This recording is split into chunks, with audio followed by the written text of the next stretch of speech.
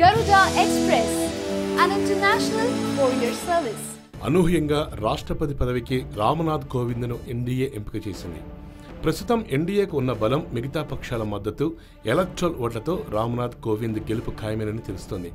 ఇప్పుడు ఉపరాష్ట్రపతి ఎవరు అనే చర్చ ఢిల్లీ వర్గాల్లో మొదలైంది. చాలా సందర్భాల్లో ఉత్తరాది వారు రాష్ట్రపతిగా ఉంటే దక్షిణాది వారు ఉపరాష్ట్రపతిగా పనిచేసేవారు.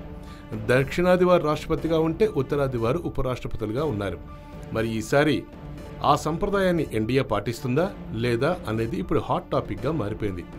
బాబు రాజేంద్ర ప్రసాద్ రాష్ట్రపతిగా ఉన్నప్పుడు దక్షిణాదికి చెందిన సర్వేపల్లి రాధాకృష్ణన్ ఉపరాష్ట్రపతిగా ఉన్నారు. సర్వేపల్లి రాధాకృష్ణన్ రాష్ట్రపతిగా ఉన్నప్పుడు ఉత్తరాదికి చెందిన జాకిర్ హుస్సేన్ ఉపరాష్ట్రపతిగా ఉన్నారు. జాకిర్ హుస్సేన్ రాష్ట్రపతి అయ్యాక మళ్లీ దక్షిణాదికి చెందిన వివి గిరి ఉపరాష్ట్రపతి అయ్యారు. ఆర్ వెంకట్రామన్, కేఆర్ నారాయణన్లు రాష్ట్రపతులుగా ఉన్నప్పుడు ఉత్తరాదికి చెందిన శంకర్ దయాళ్ శర్మ, కృష్ణకాంతలు ఉపరాష్ట్రపతులుగా ఉన్నారు. దక్షిణాదికి చెందిన ఏపీజే అబ్దుల్ కలాం రాష్ట్రపతిగా ఉన్నప్పుడు రాజస్థాన్కు చెందిన భైరవ్ సింగ్ షెకావత్ ఉపరాష్ట్రపతిగా పనిచేశారు.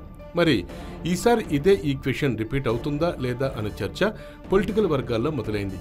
ఒకవేళ అదే జరిగితే దక్షిణాదిలో ఏ రాష్ట్రానికి ఆ ఛాన్స్ దక్కనుంది? ఉపరాష్ట్రపతిగా వెంకయ్యనాయుడుకు ఛాన్స్ ఉందని మీడియాలో కొన్ని వర్గాలు ప్రచారం చేస్తున్నాయి. అయితే వెంకయ్యనాయుడు ఆ పదవి తీసుకోవడానికి సుముఖంగా లేరట. తెలంగాణకు చెందిన బీజేపీ సీనియర్ నేత సిహెచ్ విద్యాసాగర్ రావు పేరు కూడా ప్రముఖంగా వినిపిస్తోంది.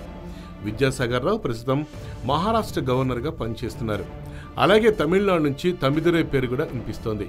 అయితే ఉపరాష్ట్రపతి ఎంపిక కూడా ఆయా రాష్ట్రాల్లో రాజకీయ ప్రయోజనాల ప్రాతిపదికన బీజేపీ నిర్ణయం తీసుకుంటుందని రాజకీయ విశ్లేషకులు అంటున్నారు.